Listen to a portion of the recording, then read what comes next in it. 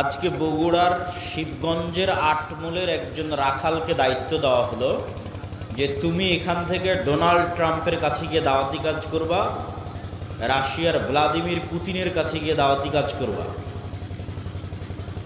তো এই আটমূলের এই কৃষক ডোনাল্ড ট্রাম্পের চেয়ে যত দুর্বল, আজ থেকে 4000 বছর আগে মুসা আলাইহিস সালাম ফেরাউনের তুলনায় তার চেয়ে বেশি দুর্বল ছিলেন।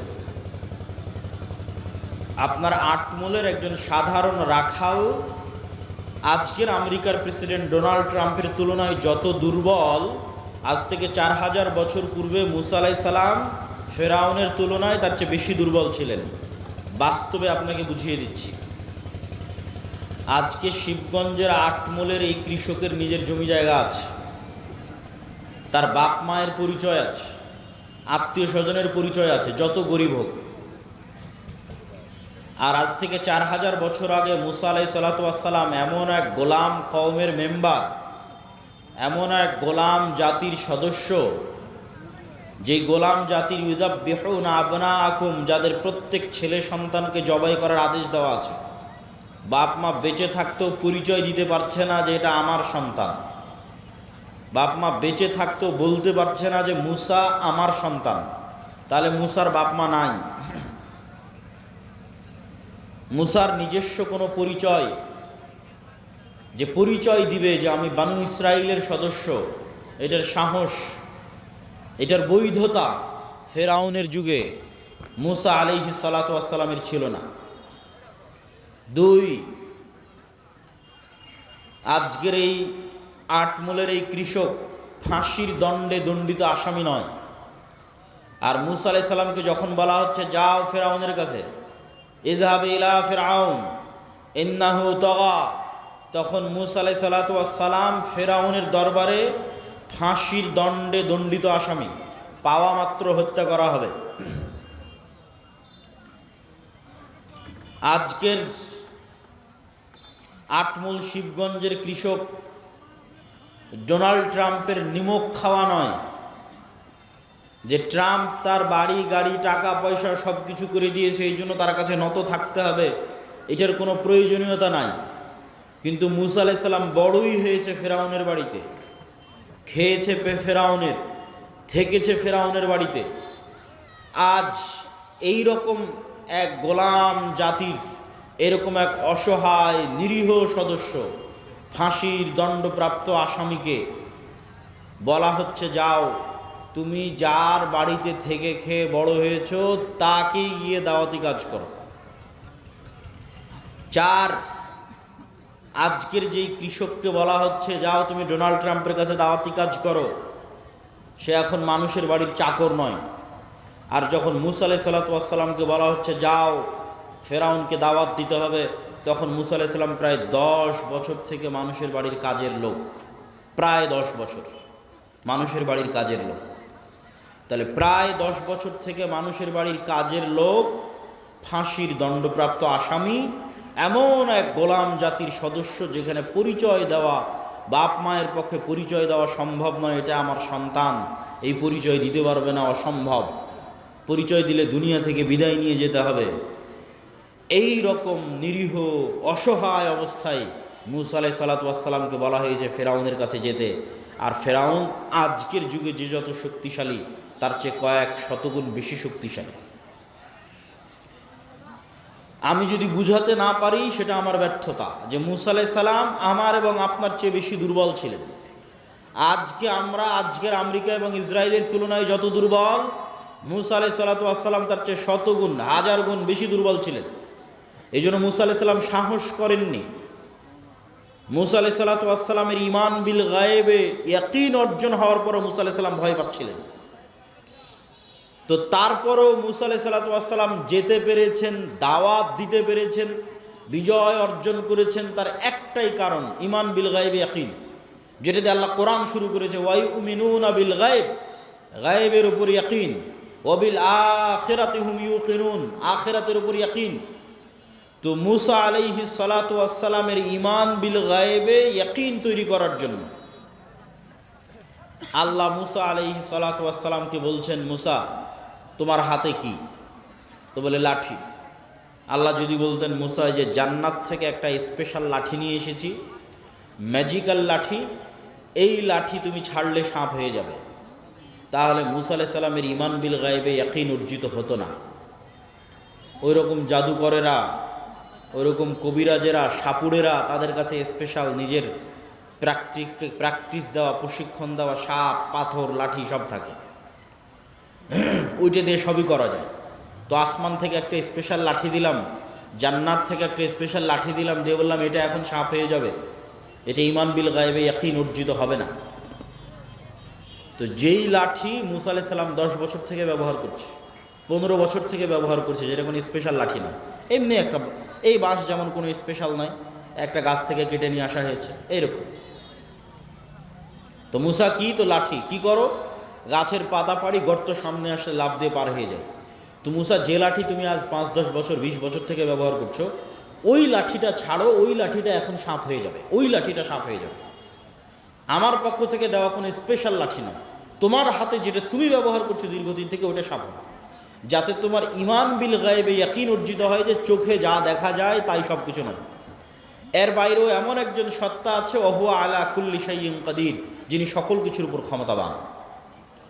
তো মুসা আলাইহিস সালাতু ওয়াস সালামের অন্তরে ঈমান বিল গায়বে ইয়াকিন অর্জিত হলে তবে মুসা আলাইহিস সালাতু ওয়াস সালাম কল্পনা করতে পারবে, বিশ্বাস করতে পারবে, ঈমান রাখতে পারবে যে ফেরাউন যত শক্তিশালী হোক, তার সাম্রাজ্য ধূলিকণার মতো, তার সাম্রাজ্য পিঁপড়ার চেয়েও দুর্বল, ধূলিকণা বালিকণার চেয়েও দুর্বল।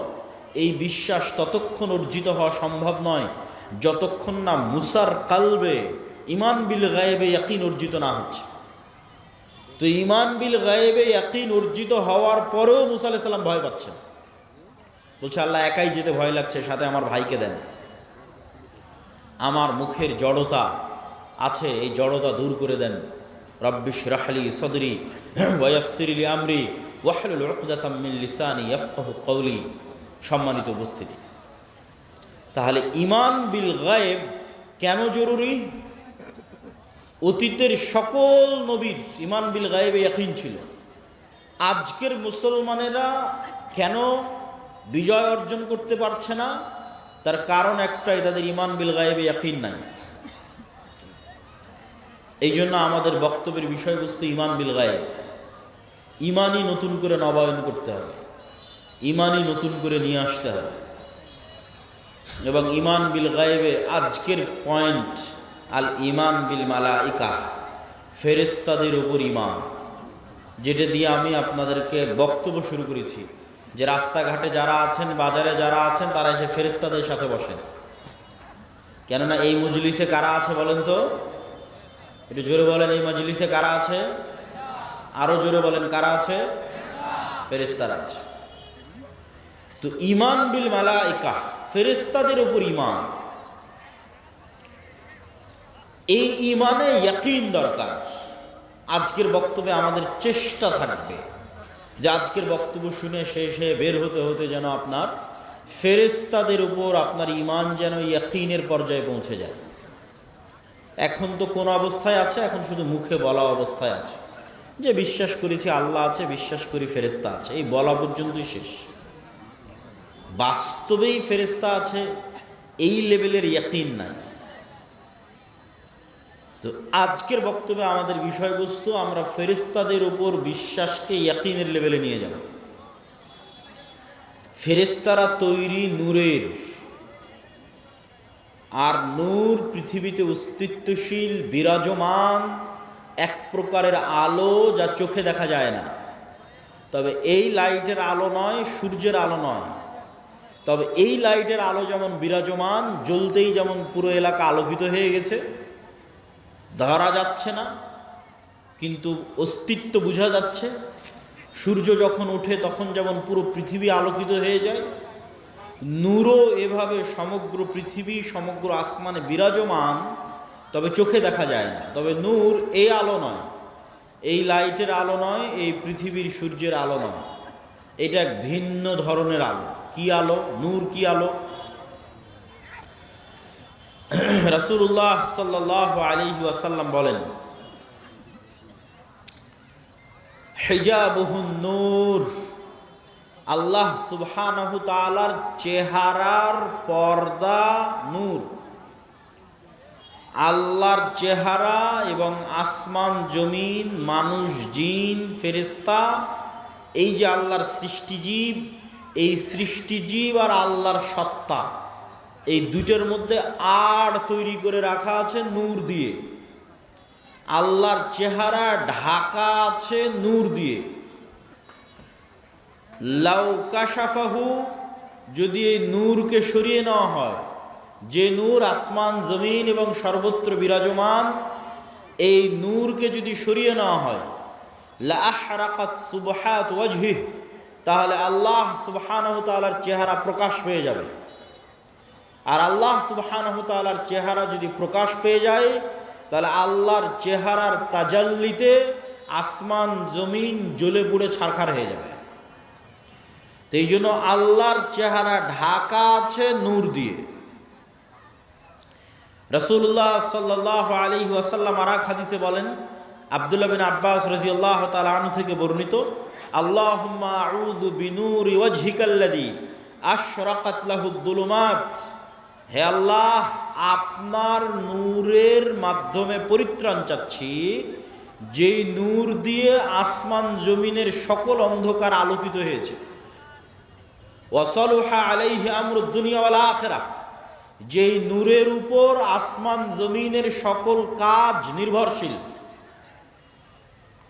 যেই নূর দিয়ে আসমান জমিনের সকল অন্ধকার আলোকিত হয়েছে, যেই নূরের উপর আসমান জমিনের সকল কাজ নির্ভরশীল, সেই নূর দিয়ে আপনার কাছে পরিত্রাণ চাচ্ছি। আব্দুল্লাহ বিন মাসউদ রাদিয়াল্লাহু তাআলা আনহু বলেন, লাইসা ইনদা রাব্বিকুম লাইলুন ওয়া নাহার নূরুস সামাওয়াতি ওয়াল আরজি মিন নূরি ওয়াজহি, তোমাদের রাত দিন আছে, আল্লাহর কাছে কোনো রাত দিন নাই। তোমাদের সময় আছে, আল্লাহর কাছে কোনো সময় নাই। আল্লাহ সুবহানাহু ওয়া তাআলা সময়েরও ঊর্ধ্বে, রাত দিনেরও ঊর্ধ্বে। নূরুস সামাওয়াতি মিন নূরি ওয়াজহি, আসমান জমিনের আলো আল্লাহ সুবহানাহু তাআলার চেহারার নূরের প্রভাবে প্রভাবিত। আল্লাহ সুবহানাহু ওয়া তাআলা নিজেও কোরআন মাজিদে বলেছেন, আল্লাহু নূরুস সামাওয়াতি ওয়াল আরজ, আল্লাহ হচ্ছেন আসমান এবং জমিনের নূর। সম্মানিত উপস্থিতি, তাহলে নূর পৃথিবীতে অস্তিত্বশীল বিরাজমান এক প্রকারের আলো। এই নূরের সাথে সংশ্লিষ্ট আরো কয়েকটি কথা। ফেরেশতারা যেমন নূর থেকে তৈরি, এই কোরআন তেমন নূর, আর ইসলাম তেমন নূর। ওয়াহি নূর, তো ইসলাম ওয়াহি, আর ওয়াহির একটা প্রকার হচ্ছে কোরআন, ওয়াহি মাতলু। তাহলে কোরআন নূর। আল্লাহ সুবহানাহু ওয়া তাআলা কোরআন মাজিদে বলেন, মা কুনতা তাদরি মাল কিতাব ওয়ালাল ঈমান ওয়ালাকিন জাআলনাহু নূরান নাহদি বিহি মান নাশা। হে আল্লাহর নবী, আপনি জানতেন না ঈমান কাকে বলে, কিতাব কাকে বলে, তবে আমি আল্লাহ এটাকে নূর বানিয়ে দিয়েছি। এই নূর দিয়ে আমি যাকে ইচ্ছা তাকে পথ দেখাই। আর ইসলাম নূর, ইউরিদুনা লিইউতফিউ নূরাল্লাহ ওয়াল্লাহু মুতিম্মু নূরিহি ওয়ালাউ কারিহাল কাফিরুন। পৃথিবীর কাফের মুশরিকরা ফু দিয়ে আমার নূরকে নিভিয়ে দিতে চায়, আর আমি আল্লাহ আমার নূরকে সমগ্র পৃথিবীতে প্রতিষ্ঠিত করবই করব। কাফের মুশরিকরা অপছন্দ করলেও সেই নূর হচ্ছে ইসলাম। আল্লাহু মুতিম্মু নূরিহি, আল্লাহ তার নূরকে পূর্ণতা দান করবেন তথা জমিনে প্রতিষ্ঠিত করে ছাড়বেন তার নূরকে। তাহলে কি কি গেল? ফেরেশতা নূরের তৈরি, কোরআন নূর, ইসলাম নূর।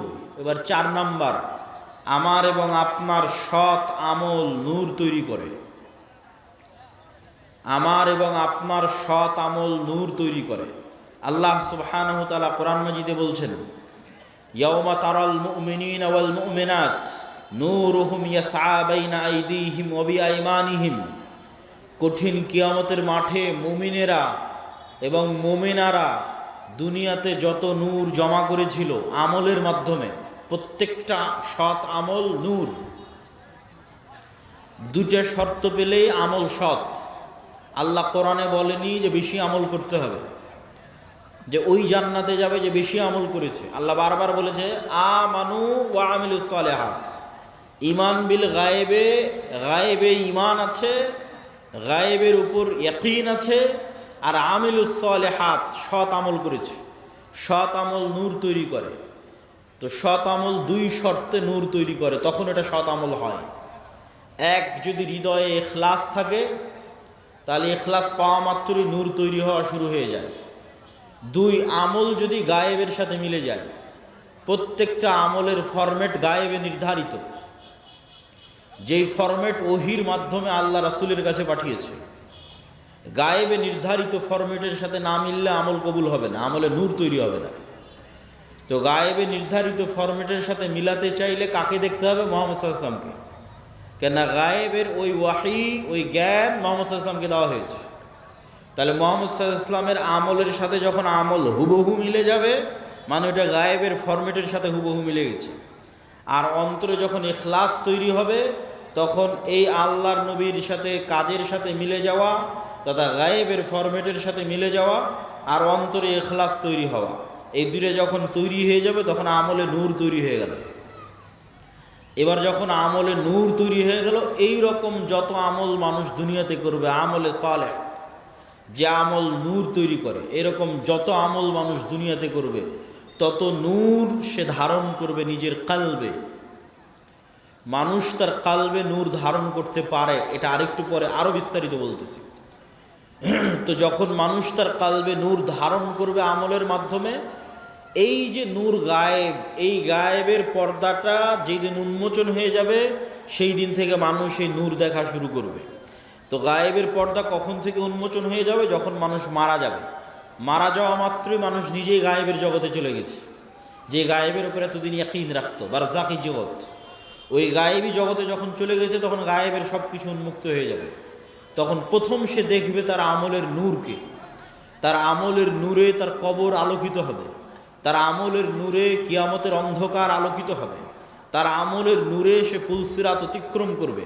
তা আল্লাহ কোরআনে বলছে ইয়াউমা তারাল মুমিনিনা ওয়াল মুমিনাত নূরুহুম ইয়াসআ বাইনা আইদিহিম ওয়া বিআইমানিহিম, যে কিয়ামতের মাঠে মুমিন মুমিনারা দেখবে দুনিয়াতে যত নূর জমা করেছিল সে আমলের নূর তাদের ডানে এবং তাদের সামনে ছুটে চলতেছে, বিচ্ছুরিত হচ্ছে। বলেন আল্লাহু আকবার। আল্লাহ সুবহানাহু ওয়া তাআলা প্রায় 2-3 আয়াতে মানুষের আমলের নূরের কথা বলেছেন, যা কিয়ামতের মাঠে তারা দেখতে পাবে। যেমন রাসূল সাল্লাল্লাহু আলাইহি ওয়াসাল্লাম হাদিসে বলেছেন যে মানুষ যারা দুনিয়াতে ওযু করেছে, ওযু যদি সৎ আমল হয় তথা ইখলাস থাকে, আল্লাহর নবীর সাথে মিলে যায়, তাহলে এই ওযু নূর তৈরি করে। তো কিয়ামতের মাঠে ওযুর অঙ্গ প্রত্যঙ্গগুলোতে নূর জল জল জল জল করে জ্বলবে। তো দুনিয়াতে যত নূর জমা করেছে সৎ আমলের মাধ্যমে, সব নূরের প্রভাব দেখতে পাবে। তাহলে 4 নম্বর পয়েন্টে আমরা বললাম সৎ আমল নূর তৈরি করে।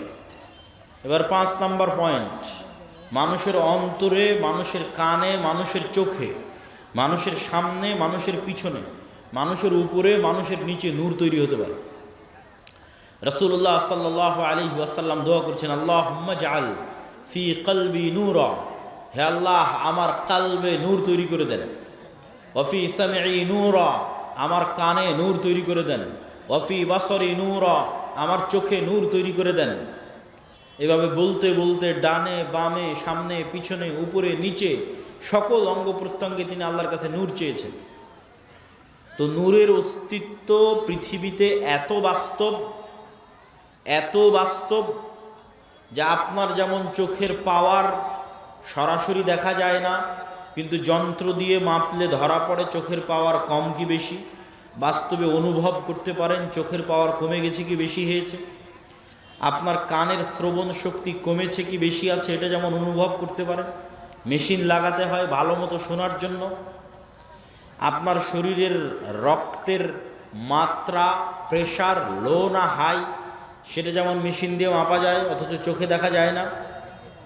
আপনার রক্তের মধ্যে সুগার কতটুকু আছে সেটা যেমন মেশিন দিয়ে মাপা যায়, ধরতেই মেশিনে উঠে আসতেছে অথচ চোখে দেখা যায় না। আপনার শরীরের তাপমাত্রা যেমন থার্মোমিটার দিয়ে মাপা যায় অথচ চোখে দেখা যায় না, থার্মোমিটার ধরলে উঠে আসতেছে তাপমাত্রা এত। আপনার হার্ট বিটের পালস যেমন মেশিন ধরতে পারতেছে কত, অথচ চোখে দেখা যায় না। এই প্রত্যেকটা জিনিস যতটা সত্য, এই প্রত্যেকটা জিনিসে নূর তৈরি হয়, এটা তার চেয়ে বেশি সত্য। যে আপনার চোখের পাওয়ার আছে এটা যত সত্য, আপনার চোখে নূর আছে অথবা নাই এটা তত সত্য। আপনার কালবে হার্টবিট চলছে এটা যত সত্য, আপনার কালবে নূর আছে অথবা নাই এটা তার চেয়ে বেশি সত্য। আজকে এখানে যতজন উপস্থিত হয়েছেন, এখন উপস্থিত আছেন, তাদের কালবে ন্যূনতম নূর আছে দেখে আপনি এখানে উপস্থিত হয়েছেন, ন্যূনতম নূর আছে দেখে উপস্থিত হয়েছে। আর কার কালবে নূর নাই, একটুকু নাই। একটা আলামত বলি, যার কালবে চুল পরিমাণও নূর নাই, যাদের ক্ষেত্রে আল্লাহ কোরআনে বলেছেন খাতামাল্লাহু আলা কুলুবিহিম, আল্লাহ তাদের অন্তরে মোহর মেরে দিয়েছেন, মৃত হৃদয়। তো এই মৃত হৃদয়ের একটা আলামত কি? যেমন কেউ যদি পরপর 3 জুমার সালাত পরিত্যাগ করে, তো রাসূল সাল্লাল্লাহু আলাইহি ওয়াসাল্লাম বলেছেন আল্লাহ ওর অন্তরে মোহর মেরে দেয়, তথা ওই অন্তরে নূর নাই, শেষ, মৃত হৃদয়। চলছে হার্টবিট কিন্তু পশুর মতো, চলছে রক্তনালী কিন্তু পশুর মতো, তথা আর জীবিত সে নাই, কেননা তার কাল্ব জীবিত নাই, তার কাল্ব মারা গেছে, নূর নাই। নূর না থাকলে কাল্ব মৃত্যুবরণ করে। সম্মানিত উপস্থিতি, তাহলে আমরা কয়েক পয়েন্টে আপনাদের সামনে তুলে ধরলাম যে নূর পৃথিবীতে অস্তিত্বশীল, বিরাজমান, মানুষের কালবে, চোখে, কানে তৈরি হতে পারে। কোরআন নূর, ইসলাম নূর, ফেরেশতারা নূরের তৈরি, এবং মানুষের সৎ আমল নূর তৈরি করে, এবং নূর তৈরি করতে করতে আমল আসমানের দিকে উঠতে থাকে। ইলাইহি ইয়ারফাউল কালিমুত তাইয়্যিব ইয়াসআদুল কালিমুত তাইয়্যিব, সৎ কথা, সৎ বাক্য আল্লাহর দিকে উঠে যেতে থাকে, উপরের দিকে উঠে যেতে থাকে। এবং ইবনুল কাইয়্যিম রাহিমাহুল্লাহ বলছেন মানুষের রূহ নূরুন লাতীফ, মানুষের রূহ হচ্ছে এক প্রকারের সূক্ষ্ম নূর। এই জন্য রূহ দেখা যায় না, কেননা নূর অদৃশ্য, তো রূহ অদৃশ্য। কিন্তু মানুষের আত্মপরিচয় রূহের উপর নির্ভর করে। মানুষকে যদি পুনরায়ও মানুষের শরীরের সকল কিছু যদি কাজে লাগানো যায়, আর যদি রূহ না দেওয়া যায়, তাহলে আত্মপরিচয় ফিরে আসবে না। যেমন আইনস্টাইনের ব্রেন যদি কপি করা যায়, ইমাম বুখারীর ব্রেন যদি কপি করা যায়, বিজ্ঞান যদি এই লেভেলে পৌঁছে যায়, কিন্তু ইমাম বুখারী, আইনস্টাইন, নিউটন ওরা ফিরে আসবে না, ওদের আত্মপরিচয় ফিরে আসবে না। কেন? আত্মপরিচয় নির্ভর করে রূহের উপর। নূরুন লাতীফ। ইয়াসআলুনাকা আনির রূহ কুলির রূহ মিন আমরি রাব্বি, মানুষজন জিজ্ঞেস করে, বলে রূহ কি? আপনি বলে দিন রূহ আল্লাহর আদেশ। আল্লাহ যখন চান প্রতি রাতে এই রূহকে উঠিয়ে নেন। যাদের আল্লাহ মৃত্যু দিতে চান তাদের রূহকে তার কাছে আটকে রেখে দেন, এরা সকালবেলা মৃত অবস্থায় উঠে। আর যাদের আল্লাহ সুবহানাহু ওয়া তাআলা বাঁচিয়ে রাখতে চান, এদের রূহকে আবার ফেরত দিয়ে দেন। এই জন্য সকালবেলা এরা জীবিত অবস্থায় উঠে। এই জন্য দোয়ার মধ্যে বলা হয়েছে আল্লাহুম্মা বিইসমিকা আমুতু, হে আল্লাহ তোমার নামে আমি মারা যাচ্ছি। কেননা তখন রূহের কাজ শেষ হয়ে যায়। রূহের কাজ দেখা, রূহের কাজ শোনা, রূহের কাজ চিন্তা করা, রূহের কাজ বোঝা। বাকি শরীরের হার্টবিট, রক্ত সঞ্চালন এগুলো তো চলছেই, কিন্তু দেখা, শোনা, চিন্তা, গবেষণা যখন বন্ধ হয়ে যায় তখন রূহের কাজ শেষ। এই জন্য যখন মানুষ ঘুমিয়ে যায় তখন রূহের আর কোনো কাজ থাকে না, তখন রূহ উড়াল দেয়। আল্লাহ সুবহানাহু ওয়া তাআলা তার কাছে নিয়ে নেন রূহকে। কোরআনের আয়াতে আল্লাহ সুবহানাহু ওয়া তাআলা বলছেন। এবং সকালবেলা যখন ঘুম থেকে উঠে তখনও দোয়ার মধ্যে শিখিয়ে দেওয়া আছে যে প্রশংসা ওই আল্লাহর, যিনি আমাদেরকে পুনরায় জীবিত করেছে মৃত্যু দেওয়ার পর। মৃত্যু দেওয়ার পর, তাহলে মৃত্যু দিল কখন? ঘুমই মৃত্যু।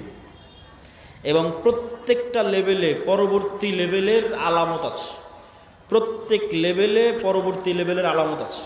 এখন আমরা কোন লেভেলে আছি? এখন আছি দুনিয়ার লেভেলে। এই দুনিয়াতে বসে থেকেই বারজাখি জীবন কেমন হবে তার আলামত দেওয়া আছে, যে পরের জগৎটা কেমন হবে তুমি দুনিয়াতে বেঁচে থাকতেই বুঝে নাও। এবার যখন বারজাখি জগতে চলে যাবেন তখন ওখানে আলামত দেওয়া হবে যে কিয়ামতের পরের জগৎ কেমন হবে, তুমি এখান থেকে বুঝে নাও। বারজাখি জগৎ থেকে হালকা হালকা বুঝতে পারবে, কেননা জান্নাতের সাথে দরজা খুলে দেওয়া হবে, কারো দরজা জাহান্নামের সাথে খুলে দেওয়া হবে, সরাসরি জান্নাতে দেওয়া হবে না, সরাসরি জাহান্নামে দেওয়া হবে না, কিন্তু ওখানে বসে থেকে বুঝতে পারবে হালকা হালকা যে জান্নাত কেমন হতে পারে, ওখান থেকে বসে থেকে বুঝতে পারবে হালকা হালকা যে জাহান্নাম কেমন হতে পারে। ঠিক এই দুনিয়াতে বসে থেকে এই পরের জগতের একটু আলামত, সেটাই হচ্ছে ঘুম। যে মৃত্যুর জগৎ কেমন হতে পারে সেটার আলামতই হচ্ছে ঘুম। প্রতিদিন মানুষ মৃত্যুবরণ করে। বারজাখি জগৎ কেমন হতে পারে সেটার আলামতই হচ্ছে ঘুম। এবং মানুষের যে এই ট্রান্সফার, এইটা অবাস্তব নয়, এটার অসংখ্য চিহ্ন আল্লাহর সৃষ্টিজীবের মধ্যে আছে। গায়েবের অসংখ্য আলামত আল্লাহ হয়তো মানুষের মধ্যে দিয়ে রাখেনি, কিন্তু আল্লাহর অন্য সৃষ্টিজীবের মধ্যে দিয়ে রেখেছে। যেমন আল্লাহর একটা সৃষ্টিজীব প্রজাপতি। প্রজাপতি কিভাবে তৈরি হয়? প্রজাপতি প্রথমে শুঁয়ো পোকা থাকে, পোকা হিসেবে সে বিভিন্ন গাছের পাতা খেয়ে বেড়ায়। ঠিক যেভাবে আচা পোকা থাকে ওইরকম পোকার মতো সে জীবনযাপন করে, উঠতে পারে না। তাহলে পোকা হিসেবে জীবনযাপন করে গাছের পাতা খেয়ে 1.5-2 মাস পার করে। 1.5-2 মাস পার করার পর এই পোকা তার নিজের চারিপাশে একটা আবরণ তৈরি করে ওর মধ্যে মারা যায়। ওর মধ্যে মারা যাওয়ার আবার 15-20 দিন, 1 মাস 1.5 মাস পর ওই বাইরে ওই আবরণটা খুলে যখন বের হয় তখন প্রজাপতি হয়ে আকাশে উড়াল দেয়।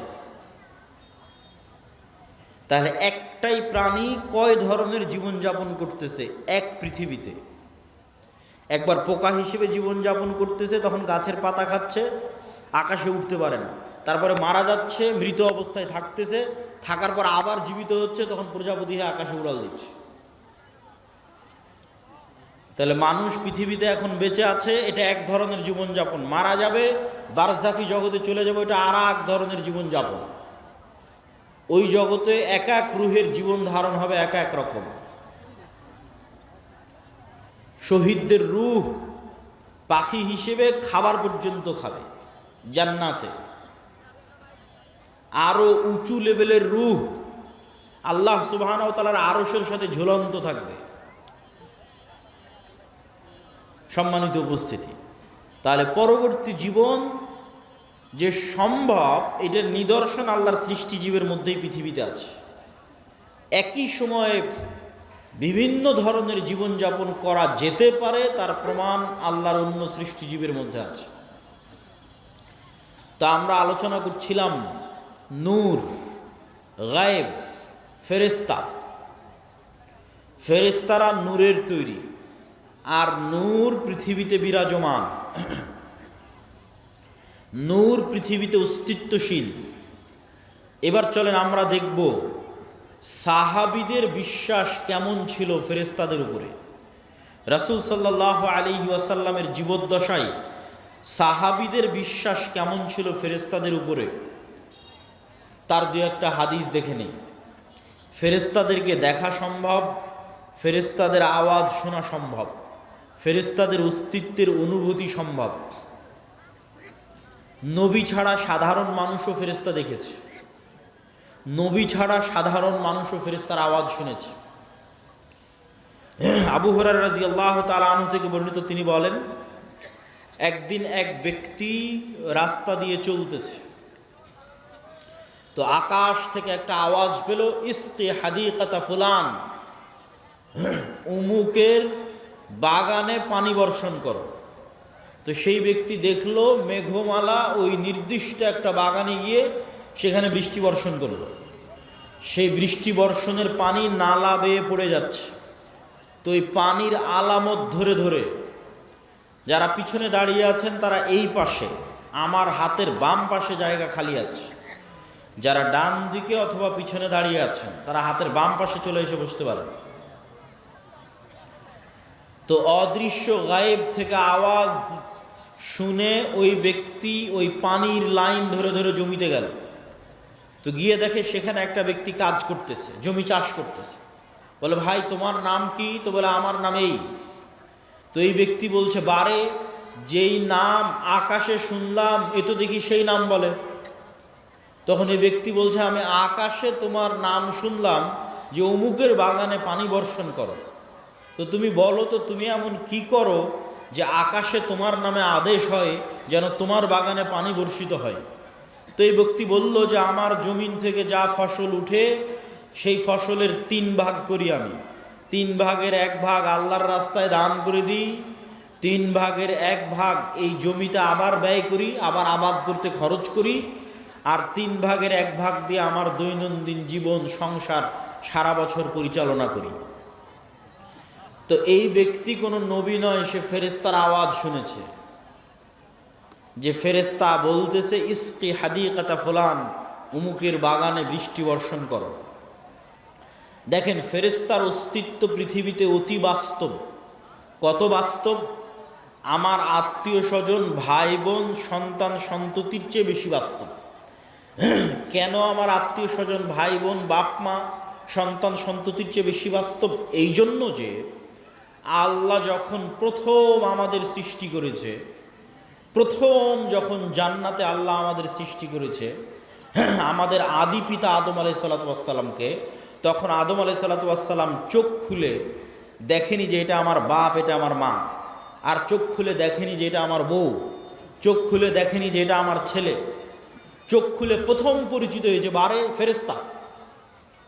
ওয়াইজ ক্বালা রাব্বুকা লিল মালাইকাতি ইন্নী জাইলুন ফিল আরদি খলিফা ক্বালু আতাজআলু ফিহা মান ইউফসিদু ফিহা ওয়া ইয়াসফিকুদ দিমা। আল্লাহ নিজে পবিত্র কোরআনে ব্যাপকভাবে বর্ণনা করেছেন এই ঘটনা। আল্লাহ সুবহানাহু ওয়া তাআলা ডাক দিয়ে ফেরেশতাদের বলছেন যে আমি পৃথিবীতে মানুষ তৈরি করতে চাই। তখন ফেরেশতারা বলছে, আপনি পৃথিবীতে এমন কাউকে তৈরি করবেন যারা ফিতনা ফাসাদ করবে? নাহনু নুসাব্বিহু বিহামদিক ওয়া নুকাদ্দিসু লাক। আপনার কত তাসবিহ লাগবে, আমরা তো সারাদিন তাসবিহ পাঠ করছি, আপনার পবিত্রতা বর্ণনা তো আমরা করছি। তখন আল্লাহ বললেন, ইন্নী আ'লামু মা লা তা'লামুন। ফেরেশতারা, তোমরা অতটুকুই জানো যতটুকু আমি তোমাদের জানিয়েছি। পুরো গায়েব তোমরা তো জানো না, সম্পূর্ণ গায়েব তোমাদের জানা নাই, যতটুকু আমি জানিয়েছি ততটুকুই জানো। ওয়া আল্লামা আদামাল আসমাআ কুল্লাহা সুম্মা আরাদাহুম আলাল মালাইকা। আদমকে কিয়ামত পর্যন্ত যা সৃষ্টি হবে সব আল্লাহ শিখিয়ে দিয়েছেন। ওই ক্যামেরা, ওই কম্পিউটার, ওই মোবাইল, ওই বিমান, ওই পারমাণবিক বম সব আদম আলাইহিসসালাতু ওয়াসসালাম জানতেন। আদম আলাইহিসসালাতু ওয়াসসালামের ব্রেনে ছিল বলেই সেটা ট্রান্সফার হতে হতে হতে হতে হতে হতে মানুষের ব্রেনে এখনও আছে। এই জন্য ওটা মানুষ বের করে নিয়ে আসতে পারতেছে। যদি বাপের ব্রেনে না থাকে জীবনে সম্ভব নয় ওটা নিয়ে আসা। বাপের ব্রেনে ছিল, ট্রান্সফার হতে হতে মানুষের ব্রেনেও আছে। সময় সাপেক্ষে যুগের প্রয়োজনে বের হতে থেকেছে। যুগের চাহিদায় ওই পর্দাটা উন্মুক্ত হয়ে গেছে, যুগের চাহিদায় ওই পর্দাটা উন্মুক্ত হয়ে গেছে, ওই জ্ঞানের দরজাটা খুলে গেছে। কিন্তু সবগুলো জ্ঞান আগেই বাপের ব্রেনে রাখা আছে। বাপের ব্রেন থেকে ট্রান্সফার হতে হতে সন্তানের ব্রেনেও আসতে থেকেছে। যুগের প্রয়োজনে যখন যে জ্ঞানের দরকার, যখন যে গায়েবের পর্দা উন্মোচন হওয়ার দরকার, সেটা উন্মোচন হতে থেকেছে। ও আল্লামা আদম আল আসমা কুল্লাহা, সব শিখিয়ে দিলেন আল্লাহ আদম আলাইহিস সালামকে। তারপরে ফেরেশতাদের ডাক দিয়ে বললেন, ফেরেশতারা বলো, আম্বিউনি বি আসমাই হাউলাই, এগুলোর নাম বলো, এগুলো কি? তখন ফেরেশতারা আর বলতে পারেন, ক্বালু সুবহানাক লা ইলমা লানা ইল্লা মা আল্লামতানা। আল্লাহ, আপনার পবিত্রতা, আপনি মহাপবিত্র, আমরা অতটুকুই জানি যতটুকু আপনি জানিয়েছেন, এর বাইরে আমাদের জানার কোনো ক্ষমতা নেই। ইন্নাকা আনতাল আলিমুল হাকিম, আপনি হলেন সর্বজ্ঞানী, আপনি হলেন সর্বজ্ঞানী এবং সর্বপ্রজ্ঞাময়। তখন আল্লাহ বললেন, ইয়া আদম আম্বিউহুম, এই যে আদম, এবার তুমি বলো তো এই জিনিসগুলোর নাম কি? ফালাম্মা আম্বাহুম বিআসমাইহিম, তখন আদম আলাইহিস সালাতু ওয়াস সালাম সবগুলোর নাম বলে দিলেন। এবার আল্লাহ ফেরেশতাদের বলেন, ওয়াইজ কুলনা লিল মালাইকাতি ইসজুদু লি আদম, তখন আমি আল্লাহ ফেরেশতাদের বললাম, ফেরেশতারা তোমরা এবার আদমকে সিজদা করো। তাহলে আমরা সবার আগে কাদেরকে দেখলাম? এবার বলেন, জোরে বলেন না যে কাদের দেখলাম, না আর এক মানুষকে দেখেছি? তাহলে আপনার বাপ মা আগে না ফেরেশতা আগে? ফেরেশতা আগে। আপনার সন্তান আগে না ফেরেশতা আগে? আপনার সন্তানের অস্তিত্বের চেয়ে বিশেষত্ব আপনার সাথে ফেরেশতা আছে, আমাদের সাথে ফেরেশতা আছে। আপনার বাপ মায়ের অস্তিত্বের চেয়ে বিশেষত্ব যে আমাদের সাথে ফেরেশতা আছে। কেন আমরা যখন প্রথম সৃষ্টি হয়েছি তখন থেকে ফেরেশতাদের সাথে আমরা কানেক্টেড, তখন থেকে আমরা ফেরেশতাদের দেখেছি। গায়েবের উপর ঈমান না থাকার কারণে দুনিয়াতে এসে ভুলে গেছি। তাহলে আদম আলাইহিসসালাতু ওয়াসসালামের ঈমান কোন লেভেলের হবে যে ফেরেশতারা আছে? আদম আলাইহিসসালাতু ওয়াসসালামের ঈমান তার ছেলের অস্তিত্বের চেয়ে বেশি যে ফেরেশতারা আছে। আদম আলাইহিসসালাতু ওয়াসসালামের ঈমান তার স্ত্রী হাওয়ার অস্তিত্বের চেয়ে বেশি যে ফেরেশতারা আছে।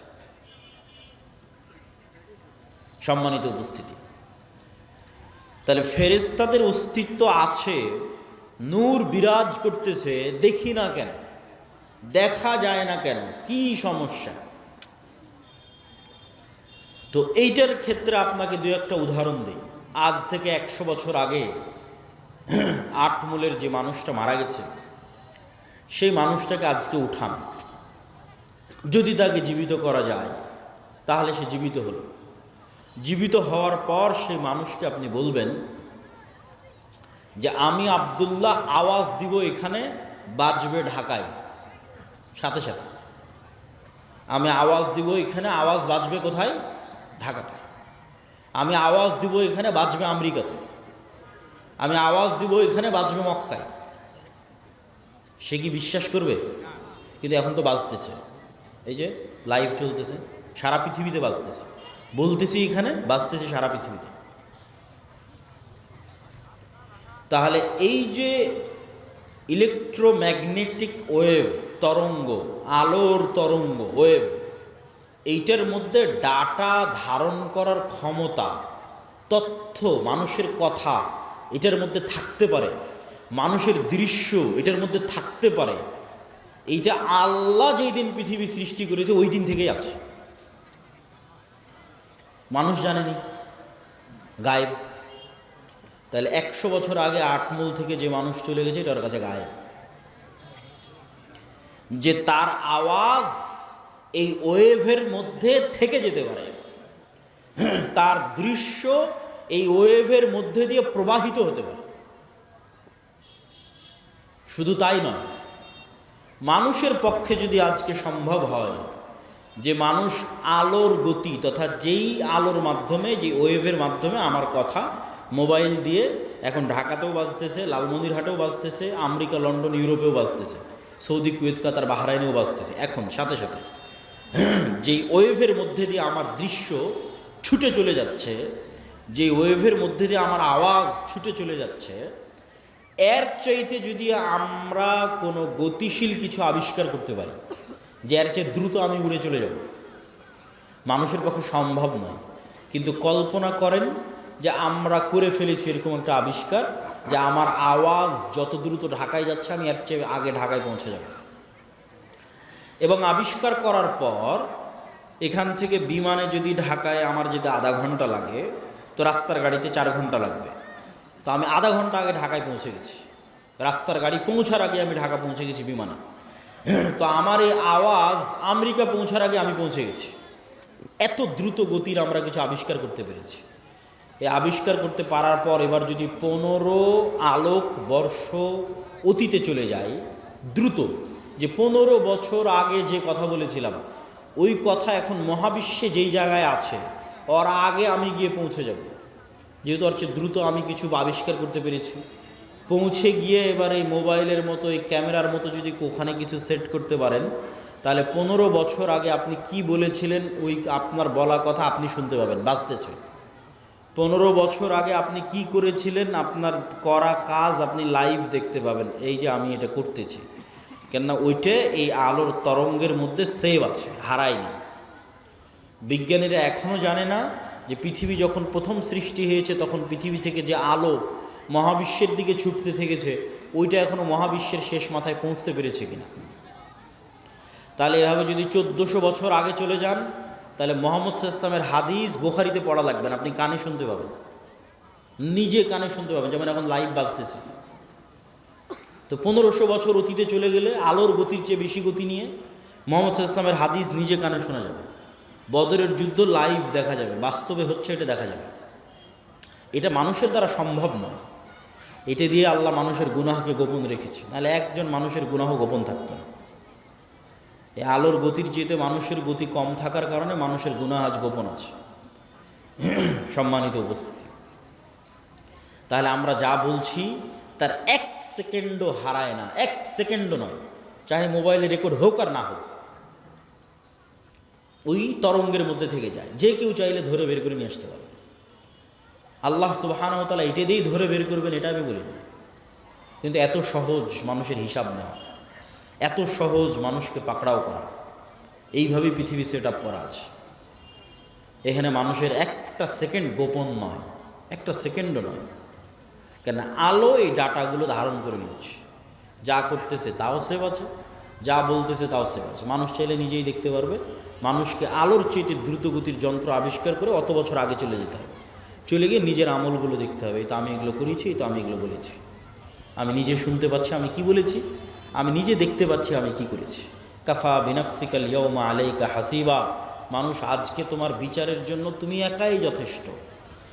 আলাদা কোনো বিচার বিভাগ কায়েম করে বিচার করতে হবে এইটা নয়, তুমি নিজেই যথেষ্ট। সম্মানিত উপস্থিতি, তাহলে কি বলছিলাম? গায়েব। এই আলো আমার ডাটা ধারণ করতে পারে, এটা একসময় গায়েব ছিল, চোখে দেখা যায় না, তো এখনো দেখা যায় না, এখনো দেখা যাচ্ছে না। যন্ত্র ধরতে পেরেছে, কিন্তু আমরা তো দেখতে পাচ্ছি না। তাহলে ওইটা যেমন সত্য যে আল্লাহ যেদিন পৃথিবী সৃষ্টি করেছেন ওই দিন থেকে মানুষের বলা কথায় আলোর মধ্যে থেকে গেছে, মানুষের বলা কাজ করা কাজ এই আলোর মধ্যে থেকে গেছে, এর চেয়ে বেশি সত্য যে এখানে নূর আছে, ফেরেশতা আছে, এটা এখন গায়েব।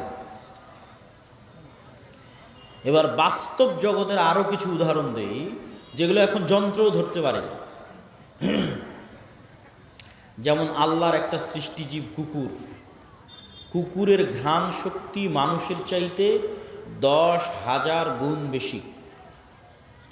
তো আমি এই যে মাইকটা সামনে আছে, এটা আমি নাক দিয়ে টেনেও আর কোনো গন্ধ পাচ্ছি না। কারণ আমি যদি বলি যে এই মাইকের কোনো গন্ধ নাই, এটা মিথ্যা কথা হবে। এই মাইকটাই আপনি একটা প্রশিক্ষিত কুকুরের নাকে ধরেন, তারপর মোলাম গাড়ি বাজারে ফেলে রেখে আসেন কোনো এক জঙ্গলে, ওই কুকুর ওখান থেকে খুঁজে বের করে নিয়ে আসবে এই মাইককে। 50 গুণ 100 গুণ বেশি নয়, 1000 গুণ নয়, 10,000 গুণ বেশি। মানুষের যদি কোনো শরীরে ক্যান্সার হয়, তাহলে কোন কোষটাতে ক্যান্সার হয়েছে ওই ক্যান্সারের কোষের যে গন্ধ, এটা পর্যন্ত কুকুর ধরতে পারে। মানুষের শরীরে যদি ভাইরাস হয়, যে করোনা ভাইরাস হয়েছে, তাহলে করোনা ভাইরাসের মতো অদৃশ্য জিনিসের গন্ধ কুকুর ধরতে পারে। যে ভাইরাসকে দূরবীন দিয়ে দেখতে হয়, মাইক্রোস্কোপ লাগিয়ে দেখতে হয়, ওই ভাইরাসের গন্ধ পর্যন্ত কুকুর ধরতে পারে। আর মানুষ এখন পর্যন্ত এমন কোনো যন্ত্র আবিষ্কার করতে পারেনি যেটা কুকুরের লেভেলে ঘ্রাণ নিতে পারবে। এই জন্য মানুষ কুকুরকেই কাজে লাগায়, যে একটা যন্ত্র আমি আবিষ্কার করেছি যেটা কুকুরের মতো ঘ্রাণ নিতে পারবে, নাই, এরকম কোনো যন্ত্র আবিষ্কৃত হয়নি। তাহলে পৃথিবীতে এমনও ঘ্রাণ আছে যেই ঘ্রাণ মানুষ পায় না, যেই ঘ্রাণ মানুষের তৈরি কোনো যন্ত্রও পায় না। এখন এখানে যদি মিসকে আম্বরের মতো সুগন্ধি থাকে, ধরেন কথার কথা ফেরেশতারা এসেছে, ফেরেশতাদের গায়ে মিসকে আম্বরের মতো সুগন্ধি আছে, ওই সুগন্ধি আমি পাচ্ছি না। কথা কি আমার বুঝতে পারছেন? তো আমি যে ওই সুগন্ধি পাচ্ছি না, তার মানে সুগন্ধি নাই, এটা কি ঠিক? এটা ঠিক না। ঠিক তেমনি এমনও আওয়াজ আছে, কবরের আযাব কই, শুনতে তো পাই না। পাশ দিয়ে পিঁপড়া যাচ্ছে, শুনতে পান? শুনতে পাই না। এই রেকর্ডারও যদি ওই পিঁপড়ার কাছে লাগান, তবুও ধরা যাবে না পিঁপড়ার আওয়াজ। তাহলে পিঁপড়ার হাঁটার আওয়াজ হয় না? মিথ্যা কথা। সাপের যাওয়ার আওয়াজ হয় না? মিথ্যা কথা। ওইটা যেই লেভেলের সূক্ষ্ম আওয়াজ, ওটা আবার আল্লাহর আর এক সৃষ্টিজীব ধরতে পারে। যেমন হাতির মতো অন্য আরও কিছু প্রাণী আছে, আর আওয়াজ ধারণে খুবই সূক্ষ্ম, কয়েক লক্ষ কোটি কিলোমিটার দূরের আওয়াজ, সূক্ষ্ম থেকে সূক্ষ্ম আওয়াজ ধারণ করতে পারে। তাহলে কবরের আযাব হচ্ছে, কে শুনতে পায়? আল্লাহর সৃষ্টিজীব শুনতে পায়, মানুষ শুনতে পায়। তাহলে এটা এখনো পৃথিবীতে এরকম অসংখ্য সৃষ্টিজীব আছে যাদের একজনের কাজ আর একজনের সাথে মিলবে না। আপনি একটা ঘরের মধ্যে একটা বাবুই পাখিকে ছেড়ে দেন, ও জানালাই খুঁজে পাবে না কোথায় জানালা, একবার দেওয়ালের সাথে বাড়ি খাবে, একবার ছাদের সাথে বাড়ি খাবে, অথচ আপনি দেখতে পাচ্ছেন এটা জানালা, ও জানালা খুঁজে পায় না। ওর দৃষ্টিশক্তি ওইভাবেই আল্লাহ সীমাবদ্ধ করে রেখেছে। তো ও যেমন জানালা খুঁজে পাচ্ছে না, ঠিক তেমন আপনি ফেরেশতা খুঁজে পাচ্ছেন না, ওই পর্যন্তই আপনার জ্ঞানের সীমা, দেখার সীমা, অনুভূতির সীমা। সাপ মানুষকে দেখতে পাই যে আমি আব্দুল্লাহ 5 ফিট 5 ইঞ্চি, 5 ফিট 6 ইঞ্চি, মোটা, এরকম দাড়ি, সাদা কালো, যেভাবে আপনি আমাকে দেখছেন এভাবে সাপ দেখে না। এভাবে দেখার ক্ষমতা আল্লাহ সাপকে দেয়নি। সাপ বুঝতে পারে তাপ দিয়ে বুঝতে পারে যে মানুষ। কুকুরও ওইভাবে দেখতে পারে না। কুকুর মাত্র দুইটা রং দেখতে পায়। তাহলে কুকুর কেমনে দেখবে যে আমি সাদা কালো, উঁচু, লম্বা, মোটা? দেখতে পায় না। কুকুর গন্ধ দিয়ে চেনে যেটা আমার মনিব, গন্ধ দিয়ে চেনে যে মানুষ এটা। তাহলে এক একজনের দৃষ্টি সীমা, চিন্তা সীমা, দেখার সীমা আল্লাহ এক একভাবে ভাগ এবং বন্টন করে রেখেছে। এক একজনকে এক এক জগতে সীমাবদ্ধ করে রেখে দিয়েছে।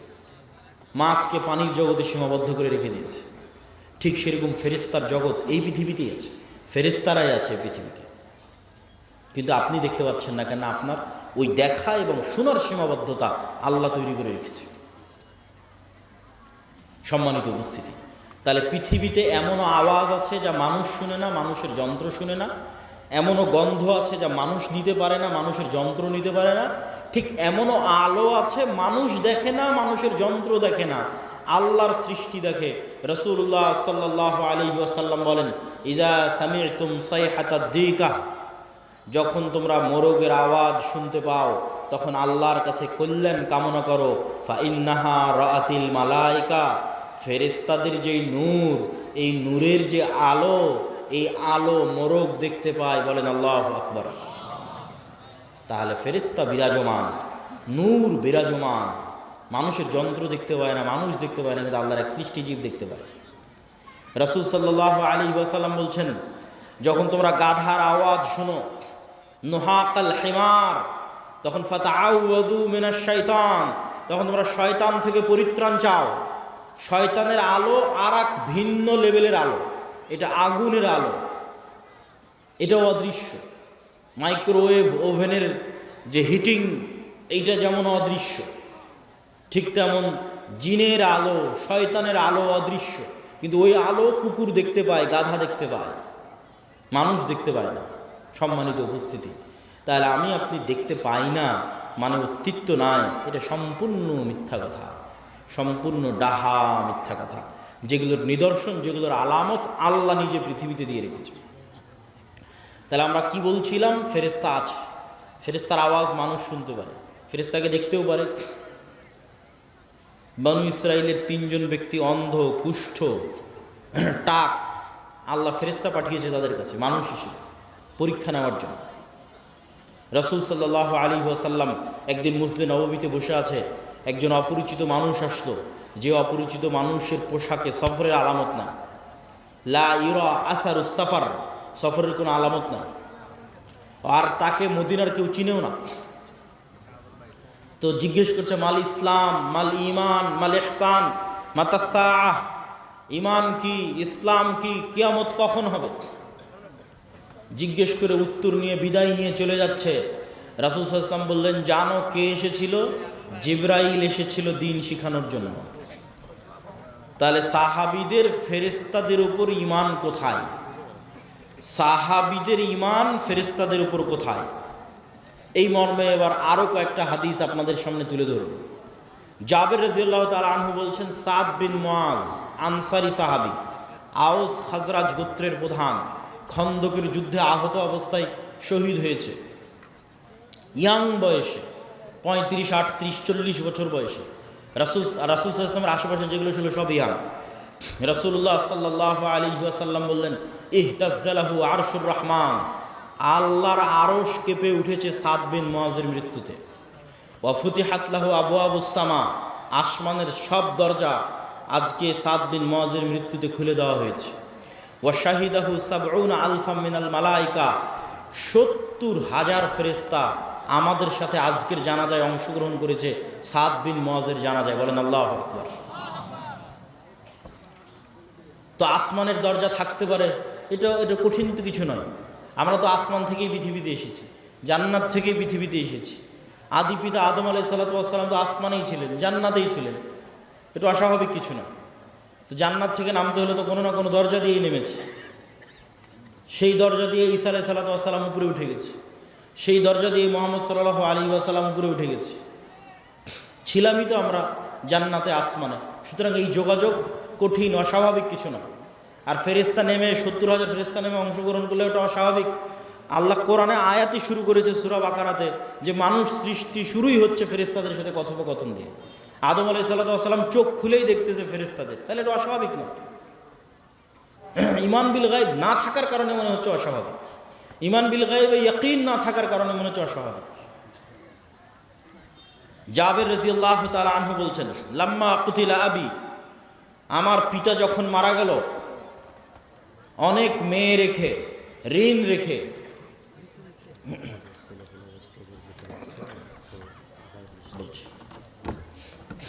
ঋণ রেখে,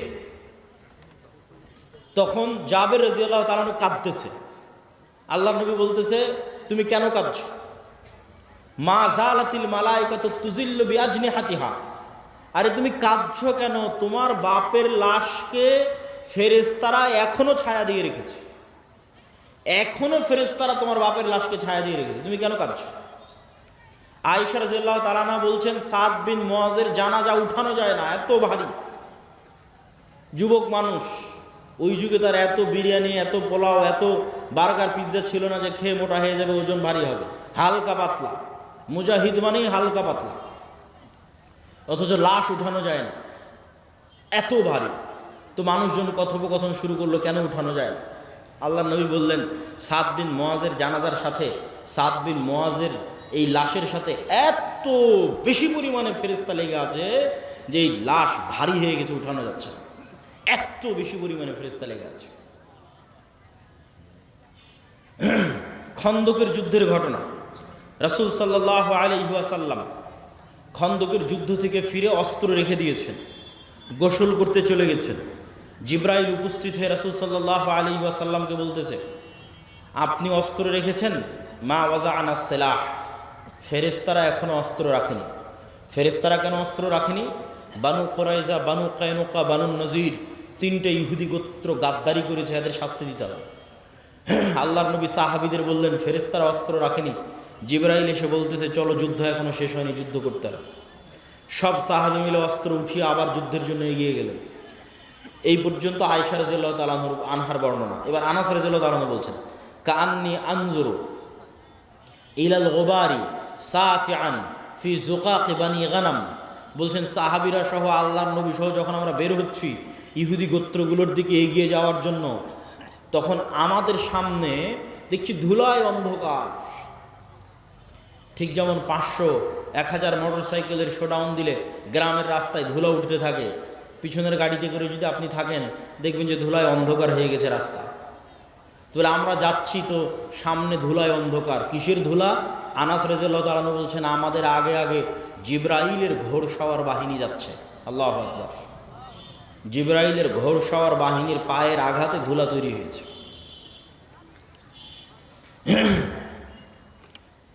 সাদ বিন আবি ওয়াক্কাস রাদিয়াল্লাহু তাআলা আনহু থেকে বর্ণিত, তিনি বলেন, রাআইতু ইয়াওমা উহুদিন আন ইয়ামিনি ওয়া আন ইয়াসারি, উহুদের যুদ্ধের দিন আমার ডানে এবং আমার বামে দুইজন ব্যক্তি, রজুলাইন আলাইহিমা সিয়াবুন বীজুন, দুইজন ব্যক্তি সাদা পোশাকধারী, মা রাআইতুহুমা ক্বাবলু আলা বাদ, যাদেরকে আমি অতীতে কোনোদিন দেখিনি, পরে কোনোদিন দেখিনি। এই দুইজন সাদা পোশাকধারী ব্যক্তি আসাদ্দাল কিতাল, বীর বিক্রমে যুদ্ধ করতেছে, সীমাহীন ভয়ঙ্কর যুদ্ধ করতেছে। রাসূল সাল্লাল্লাহু আলাইহি ওয়াসাল্লামকে এসে যখন শোনালাম, আল্লাহর নবী বললেন, এরা দুইজন হচ্ছে জিবরাইল আর মিকাইল। আল্লাহু আকবার। জিবরাইল মিকাইল যুদ্ধে অংশগ্রহণ করেছে রাসূল সাল্লাল্লাহু আলাইহি ওয়াসাল্লামের পক্ষে।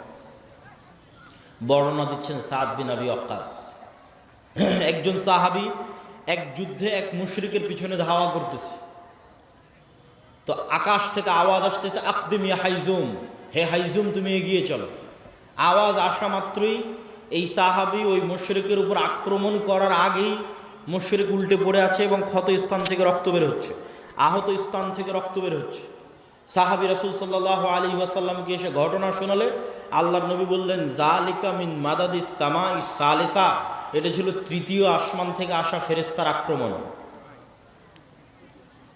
উহুদের যুদ্ধের দিন হানজালা রাদিয়াল্লাহু তাআলা আনহু শহীদ হয়েছে। তার স্ত্রীর মারফতে জানা যাচ্ছে যে তিনি ফরজ গোসল অবস্থায় বাসর ঘর থেকে বের হয়ে গেছেন জিহাদের ডাক শুনে। সাহাবীরা আল্লাহর নবীকে বললেন হানজালাকে গোসল দিতে হবে। রাসূল সাল্লাল্লাহু আলাইহি ওয়াসাল্লাম বলেন ইন্না সাহিবাকুম তুগাসসিলুহুল মালায়েকা, তোমরা আর হানজালাকে কি গোসল দিবা? ফেরেশতারা ইতিমধ্যে গোসল দিয়ে ফেলেছে। তাহলে এবার আপনি শুধু চিন্তা করবেন সাহাবীদের ঈমান ফেরেশতার অস্তিত্বের উপর, আর আমার আর আপনার ঈমান ফেরেশতার অস্তিত্বের উপর। ঈমান বিল গায়বে ইয়াকিন, যেটা আমাদের বক্তব্যের মূল বিষয়বস্তু, যার এক পয়েন্টে আমরা আছি ঈমান বিল মালায়েকা, ফেরেশতার উপর ইয়াকিন, ফেরেশতার অস্তিত্বের উপর ইয়াকিন। তো এগুলো কি শুধু হাদিসে এসেছে? না। আচ্ছা, এগুলো কি শুধু হাদিসে এসেছে? না, স্বয়ং আল্লাহ সুবহানাহু ওয়া তাআলা কোরআন মাজিদে বলতেছে। আল্লাহ সুবহানাহু ওয়া তাআলা কোরআন মাজিদে মুসলমানদের বিভিন্ন যুদ্ধে ফেরেশতা অবতীর্ণ করার কথা ৫-৬ আয়াতে বলেছে। ইস্তাস্তাগীসুনা রাব্বাকুম ফাস্তাজাবা লাকুম আন্নী মুমিদ্দুকুম বিআলফিম মিনাল মালাইকাতি মুরদিফিন, তোমরা আল্লাহর কাছে বিপদে পড়ে সাহায্য চেয়েছিলে, আমি আল্লাহ আসমান থেকে তোমাদের পক্ষে ১,০০০ ফেরেশতা অবতীর্ণ করেছি। আর এক আয়াতে আল্লাহ সুবহানাহু ওয়া তাআলা বলছেন ইস্তাকুলু লিল মুমিনিনা আলাই ইয়াকফিয়াকুম আন ইউমিদ্দাকুম রাব্বুকুম বিসালাসাতি আলাফিম মিনাল মালাইকা, তোমাদের জন্য কি যথেষ্ট নয় যে আল্লাহ আসমান থেকে ৩,০০০ ফেরেশতা অবতীর্ণ করেছে? যদি প্রয়োজন হয় আল্লাহ ৫,০০০ ফেরেশতা আসমান থেকে অবতীর্ণ করবেন। সম্মানিত উপস্থিতি, তাহলে ফেরেশতারা আল্লাহর নবীর পক্ষ হয়ে যুদ্ধে অংশগ্রহণ করেছে, আর সেই ফেরেশতাদের সাহাবীরা দেখেছে, সেই ফেরেশতাদের অস্তিত্বের প্রভাব সাহাবীরা দেখেছে। আবু সাঈদ খুদরি রাদিয়াল্লাহু তাআলা আনহু থেকে বর্ণিত, তিনি বলেন উসাইদ বিন হুযায়র নামে এক সাহাবী তার কৃষি কাজের জায়গায় রাতের বেলা কোরআন তেলাওয়াত শুরু করেছে। কোরআন নূর, কোরআন তেলাওয়াত শুরু করেছে। তো তার ঘোড়া লাফালাফি করতেছে কোরআন তেলাওয়াত শুনে, উনি কোরআন তেলাওয়াত থামিয়ে দিয়েছেন, আবার শুরু করলেন, আবার ঘোড়া লাফালাফি করলো। ৩ বার এরকম হওয়ার পর আর কোরআন তেলাওয়াতই করলেন না।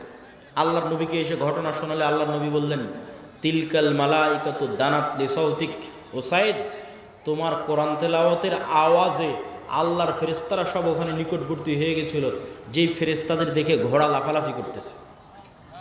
তুমি যদি সকাল পর্যন্ত তেলাওয়াত অব্যাহত রাখতে, মানুষেরও ফেরেশতাকে দেখে নিত। মানুষের ফেরেশতাকে দেখা অস্বাভাবিক কিছু নয়, যেটা আমরা শুরুতেই 2টা দলিল দিয়ে নিয়েছি যে মানুষ ফেরেশতাকে দেখতে পারে। সম্মানিত উপস্থিতি, তাহলে ফেরেশতারা অস্তিত্বশীল, ফেরেশতারা বিরাজমান, এবং কিয়ামতের পূর্ব মুহূর্তেও মানুষ ফেরেশতা দেখবে। মানুষের যদি ঈমান বিল গায়ব নাও থাকে তবুও দেখবে।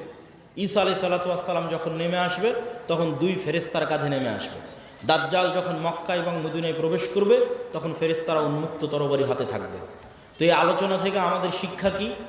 এই আলোচনা থেকে আমাদের শিক্ষা হচ্ছে যে পৃথিবীতে মানুষ 2 ধরনের, হয় শয়তানের গোলাম, শয়তানের বন্ধু, আর না হলে আল্লাহর গোলাম, আল্লাহর ফেরেশতার বন্ধু।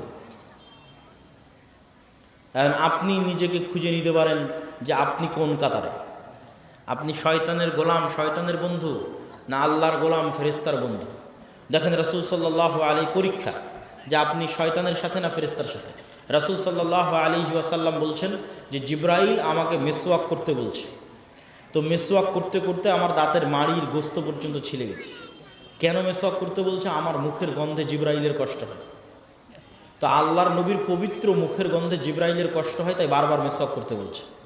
আর আপনার 8 মাইল শিবগঞ্জের যে মানুষ রাত দিন বিড়ি সিগারেট খাচ্ছে, ওর কাছে ফেরেশতা আছে না শয়তান আছে? একটু জোরে বলেন, কে আছে? শয়তান আছে। সে শয়তানের বন্ধু, সে শয়তানের গোলাম।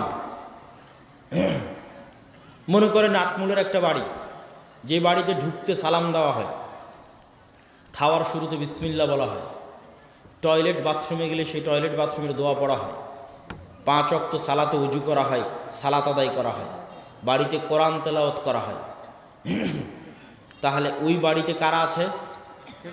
ফেরেশতারা আছে। নূরে পরিপূর্ণ বাড়ি। ঠিক যেমন আজ থেকে 100 বছর আগের মানুষ জানতো না যে আমার কথা এইভাবে আমেরিকায় গিয়ে বাজতে পারে, ওই রকম নূর আপনি জানেন না, কিন্তু আপনার বাড়ি নূরে পরিপূর্ণ। ঠিক এই আলো যেমন দেখা যাচ্ছে, এরকম অদৃশ্য একটা আলো, যে আলোতে ওই বাড়ি পরিপূর্ণ হয়ে আছে, সেটা হচ্ছে নূর। আর আরেকটা বাড়ি যেখানে কেউ সালাম দিয়ে ঢোকে না, যেখানে কেউ আল্লাহর নাম নিয়ে খায় না, যেখানে কেউ পেশাব থেকে সচেতন সতর্ক থাকে না, পবিত্র হয় না। ফেরেশতারা প্রচণ্ড পবিত্র, মুতাহহারুন, এদের অপবিত্র হওয়ার কোনো সুযোগ নাই। এই জন্য এরা পবিত্র মানুষকে ভালোবাসে, আর শয়তান নিকৃষ্ট, এই জন্য অপবিত্র মানুষকে ভালোবাসে। তো পেশাব থেকে যত্ন নেয় না, ফরজ গোসল করে না, নামাজ পড়ে না, বাড়িতে মাসকে মাস বছরকে বছর কোনোদিন কোরআন তেলাওয়াত হয়নি, ওই বাড়িতে নূর আছে? ওই বাড়িতে নূর নাই, ওই বাড়িতে ফেরেশতা নাই। বাড়িতে ছবি টাঙ্গানো আছে, বাড়িতে কুকুর থাকে, লা তাদখুলুল মালায়েকাতু ফি বাইতিন ফিহি সূরুন আও কালবুন, ওই বাড়িতে রহমতের ফেরেশতা প্রবেশ করে না যে বাড়িতে ছবি আছে, যেই বাড়িতে মূর্তি আছে। তাহলে একটা বাড়ি যে বাড়িতে লাইট জ্বলছে না, কারেন্ট জ্বলতেছে না, অন্ধকার, ওই বাড়িটা কবরের মতো অন্ধকার। কেন? ওই বাড়িতে নূর নাই। একটা অদৃশ্য আলো যেটা জ্বলতো, সে অদৃশ্য আলো ওই বাড়িতে নাই। ওই বাড়ি কবরের মতো অন্ধকার, নূরবিহীন বাড়ি, ফেরেশতার অস্তিত্ববিহীন বাড়ি, শয়তানে পরিপূর্ণ বাড়ি, কালোয় অন্ধকারে অন্ধকারাচ্ছন্ন বাড়ি।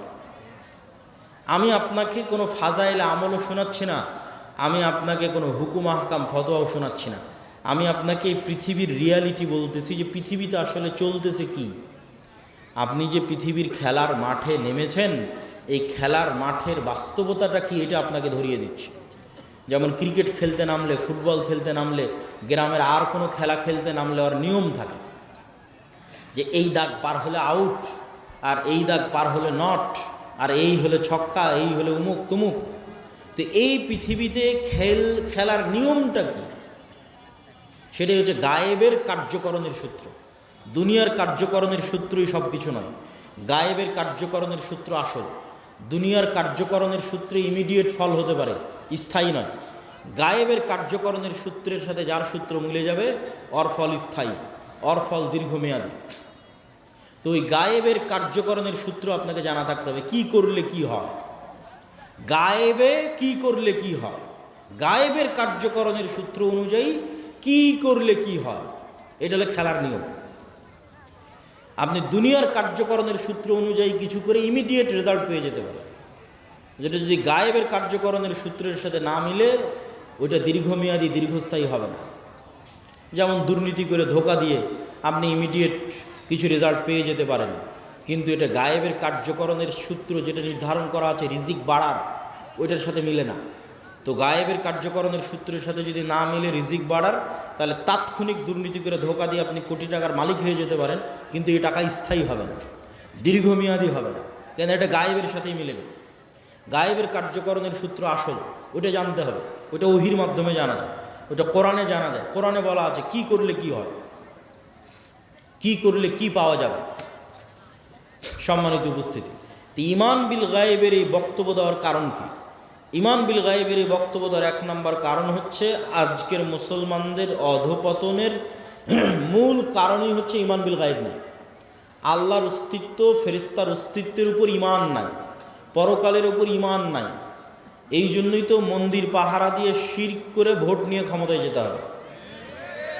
কেননা আল্লাহর অস্তিত্ব, আল্লাহর ক্ষমতা, গায়েবের মদদ, গায়েবী মদদের উপর ঈমান নাই।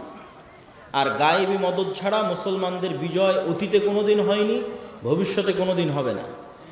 অতীতে যদি একবারও হতো, তাও না হয় বলতাম যে হ্যাঁ একবার হয়েছে। অতীতে প্রত্যেক বিজয় গায়েবী মদদে, প্রত্যেক বিজয়, প্রত্যেক নবী রাসূল, প্রত্যেক বিজয়ী নেতা যখন বিজয় অর্জন করেছে, তখন সে দুর্বল, দুনিয়ার দৃষ্টিতে দুর্বল, কিন্তু বিজয় অর্জন হয়েছে। সুলতান সালাহুদ্দিন আইয়ুবী যখন হিত্তিনে বিজয় অর্জন করে, তখন সালাহুদ্দিন আইয়ুবী ইউরোপীয় ক্রুসেডারদের তুলনায় দুর্বল। সুলতান মোহাম্মদ আল ফাতেহ যখন ইস্তাম্বুল বিজয় করে, তখন সুলতান মোহাম্মদ আল ফাতেহ বাইজেন্টাইন সাম্রাজ্যদের তুলনায় দুর্বল। যখন সুলতান জহিরুদ্দিন আল বেরবাস হালাকুখা চেঙ্গিস খাঁকে পরাজিত করে, তখন পুরো দুনিয়াতে হালাকুখা চেঙ্গিস খাঁকে পরাজিত করতে পারবে এরকম কোনো শক্তি, এরকম কোনো সাহস পৃথিবীতে ছিল না। তাহলে কত দুর্বল জহিরুদ্দিন আল বেরবাস। মোহাম্মদ সাল্লাল্লাহু আলাইহি ওয়াসাল্লাম যখন বদর, উহুদ, খন্দকে যুদ্ধ করে, তখন মোহাম্মদ সাল্লাল্লাহু আলাইহি ওয়াসাল্লাম মক্কার কাফের মুশরিকদের তুলনায় অনেক অনেক দুর্বল। আমর ইবনুল আস, খালিদ ইবনুল ওয়ালিদ, এরা যখন জেরুজালেম বিজয় করে, ওমর ইবনুল খাত্তাব এবং সাহাবীরা যখন মিশর, শাম, রোমান, পারস্য বিজয় করে, তখন রোমান পারস্যদের তুলনায় তারা দুর্বল। ইউশা বিন নুন যখন জেরুজালেম বিজয় করে, তখন ইউশা বিন নুন, জেরুজালেমের আমালেকা গোত্র কি ভয়ঙ্কর, কোরআনে আল্লাহ সুবহানাহু ওয়া তাআলা সেই ঘটনা তুলে ধরেছে। আল্লাহ যখন মুসা আলাইহিস সালামকে বললেন যে যাও তোমার কওম নিয়ে যুদ্ধ করো, তখন মুসা আলাইহিস সালামের কওম কি বলল? ইযহাব আনতা ওয়া রাব্বুকা ফাকাতিলা, কেন আমালেকা গোত্র বিশাল দেহি, ভয়ঙ্কর শক্তিশালী, কেউ সাহস করেনি এদের সাথে যুদ্ধ করে বিজয় অর্জন সম্ভব। মুসা তুমি আর তোমার আল্লাহ গিয়ে যুদ্ধ করো। কিন্তু দুইজন ব্যক্তি যাদের ঈমান বিল গায়বে ইয়াকিন ছিল, তারা বলল যে আমরা যুদ্ধ করব, তাতে জয় হোক আর পরাজয় হোক। এদের ঈমান বিল গায়বে ইয়াকিন ছিল। এই দুইজনের একজন ইউশা বিন নুন। আল্লাহ 40 বছর শাস্তি দেওয়ার পর, উদ্ভ্রান্ত পাগলের মতো সিনাই মরুভূমিতে ঘুরে বেড়ানোর পর মুসা আলাইহিস সালাম যখন মারা গেলেন, ইউশা বিন নুন নবী হলেন। তখন ইউশা বিন নুন এবার বানু ইসরাইলকে নিয়ে তওবা করে জেরুজালেম বিজয় করতে যাচ্ছে ওই আমালেকা গোত্রের বিরুদ্ধেই, যাদের কাছে এরা একদম দুর্বল। তো শুক্রবারের দিন বিকেলবেলা ইউশা বিন নুন আল্লাহর কাছে দোয়া করতেছে, আল্লাহ সন্ধ্যা হয়ে গেলে যুদ্ধ বন্ধ করতে হবে, কেন শনিবার ইহুদি ধর্ম অনুযায়ী পবিত্র দিন, আপনি সূর্যকে থামিয়ে দিন, আমরা যুদ্ধে বিজয় অর্জন করি। আল্লাহ পৃথিবীর ইতিহাসে একবারের জন্য, শুধু একবারের জন্য সূর্যকে থামিয়ে দিলেন। কিছু মুফাসসির বলেছেন কয়েক দিনের জন্য থামানো ছিল, কিছু মুফাসসির বলেছেন কয়েক ঘন্টার জন্য থামানো ছিল। সূর্য আটকে থেমে থেকে গেল। গায়েবী মদদে ইউশা বিন নুন বিজয় অর্জন করল। মুসলমানদের বিজয় অতীতে কোনোদিন গায়েবী মদদ ছাড়া হয়নি, আগামী কিয়ামত পর্যন্ত কোনোদিন গায়েবী মদদ ছাড়া হবে না। এই জন্য গায়েবী মদদে বিশ্বাস লাগবে, ঈমান বিল গায়বে ইয়াকিন লাগবে। আর ঈমান বিল গায়বে ইয়াকিন না থাকার জন্য মুসলমান মুনাফিকে পরিণত হয়ে গেছে। আজকের মুসলমানেরা মুনাফিক অধিকাংশ। লাম্মা ইয়াদখুলুল ঈমানু ফি কুলুবিহিম, তাদের কালবে ঈমান প্রবেশ করে। কেন লা ঈমান আল ঈমান লা আমানাতা লাহু, এক কালবে ঈমানের নূর আর মিথ্যার অন্ধকার একসাথে থাকতে পারে না। অথচ গত 16 বছর কত ওসি, ডিসি, এসপি, মন্ত্রী, মিনিস্টার, আজকে এখনো কত sub registrar AC land lakh lakh টাকা দিয়ে ওমরা করে আসতেছে, কত জালসা মসজিদ মাদ্রাসার কমিটির মেম্বার, অথচ ওর পদে যখন বসে তখন ঘুষখোর। তাহলে লাম্মা ইয়াদখুলুল ঈমানু ফি কুলুবিহিম, অন্তরে ঈমান প্রবেশ করে, ঈমান বিল গায়ব নাই, বাহ্যিক ইসলাম নিয়ে মানুষকে ধোঁকা দিচ্ছে। অথচ আবু সুফিয়ান কোনোদিন মিথ্যা বলেনি, মুহাম্মদ সাল্লাল্লাহু আলাইহি ওয়াসাল্লামের বিরুদ্ধে মিথ্যা বলেন। আবু তালেব কাফের হতে পারে, আবু লাহাব কাফের হতে পারে, মিথ্যুক, দুর্নীতিবাজ, ধোঁকাবাজ না। এই জন্য আবু তালেব নিজে ইসলাম গ্রহণ না করলেও আবু তালেবের ছেলে আলী যখন ইসলাম গ্রহণ করেছে তখন মহানেতা। কেন নেতাই তৈরি হয় সত্যবাদিতা, আমানতদারিতা, ন্যায়পরায়ণতার উপর। আর মুসলমানদের মধ্যে নেতা তৈরি হওয়া বন্ধ হয়ে গেছে। কেন মুসলমানেরা সত্যবাদী, আমানতদার থাকতেই পারছে না, নেতা কিভাবে তৈরি হবে? আর এই নেতা যেন আর কোনোদিন তৈরিই না হতে পারে, এই জন্য দুইটা পদ্ধতি মুসলমানদের উপর চাপিয়ে দেওয়া আছে। একটা হচ্ছে গণতন্ত্রের কালচার, আর একটা হচ্ছে সুদী অর্থনীতি। গণতন্ত্র এমন এক কালচার যেখানে এক দল আর এক দলের বিরুদ্ধে মিথ্যা তো বলবেই। এই শিবগঞ্জ আসনে এরকম যত আসন আছে, একই আসনের 6-7 জন 10 জন মনোনয়ন প্রার্থী একজন আরেকজনের বিরুদ্ধে মিথ্যা বলতেছে। তাহলে নেতৃত্বই তৈরি হবে না সত্যবাদিতা, আমানতদারিতা ছাড়া। আর এখানে গণতন্ত্রের নেতৃত্ব শুরুই হচ্ছে কি দিয়ে বলেন তো? মিথ্যা এবং দুর্নীতি দিয়ে। তাহলে যেই নেতার নেতৃত্বই শুরু হচ্ছে মিথ্যা এবং দুর্নীতি দিয়ে, ওই নেতা যখন ক্ষমতায় যাবে ওকে টাকা ছিটালে আমেরিকার, ইউরোপের আর ভারতের কিনে নেওয়া 1 সেকেন্ডের ব্যাপার। কেন? ও জন্মগত মিথ্যুক, জন্মগত দুর্নীতিবাজ। এই জন্যই গণতন্ত্র টিকিয়ে রাখা আছে, যেন সৎ নেতার জন্মই না হতে পারে। এমন নেতা আসুক যাকে আমি কিনে নিতে পারব। আর মুসলমানদের মধ্যে এই স্বভাব আগে ছিল না। এই স্বভাব হচ্ছে ইউরোপীয় উপনিবেশ থেকে তৈরি হয়েছে। 150-200 বছরের ব্রিটিশ শাসনের গোলামি করার কারণে তৈরি হয়েছে। এবং যেখানে ইউরোপীয় উপনিবেশ যত কঠিন, ওখানে মুসলমানদের মিথ্যা, দুর্নীতি, ধোঁকার প্রবণতা তত বেশি। যেখানে ইউরোপীয় উপনিবেশ যত কঠিন, ওখানে মুসলমানদের মিথ্যা, ধোঁকা, দুর্নীতির প্রবণতা তত বেশি। আপনি পরীক্ষা করে দেখতে পারেন। বিস্তারিত আজকে এই বক্তব্যে বলতেছি না, আমার অন্য বক্তব্যে বিস্তারিত বলা আছে। কিন্তু এইখান থেকে আপনাকে শিখতে হবে যে নেতৃত্বের বিকাশই হয়, তৈরি হয় সত্যবাদিতা, আমানতদারিতে, ন্যায়পরায়ণতার উপরে। ঈমান বিল গায়ব অন্তরে থাকলে, পরিপূর্ণরূপে ঢুকে গেলে ওইটা অটোমেটিক আসবে। এই জন্য আমাদের এমন একটা প্রজন্ম দরকার যে প্রজন্ম ঈমান বিল গায়বে ইয়াকিন রাখে। আমাদের এমন একটা প্রজন্ম দরকার যে প্রজন্ম সত্যবাদিতা, আমানতদারিতা, ন্যায়পরায়ণতায় চুল পরিমাণ ছাড় দেয় না, বিক্রি হয় না। এরকম একটা প্রজন্ম দরকার যারা নিজ দিনের উপর কট্টর, যারা নিজ দিনের উপর কঠোর। আপনি ভারতের হিন্দু ধর্ম নিয়ে ট্রল করতে পারেন, মজাক করতে পারেন, ঠাট্টা করতে পারেন, কিন্তু তাদের ধর্ম যত ভ্রান্তই হোক, তারা তাদের দিনের উপর কঠোর থেকে একটা সেকুলার রাষ্ট্রকে হিন্দু রাষ্ট্র বানিয়ে দিয়েছে।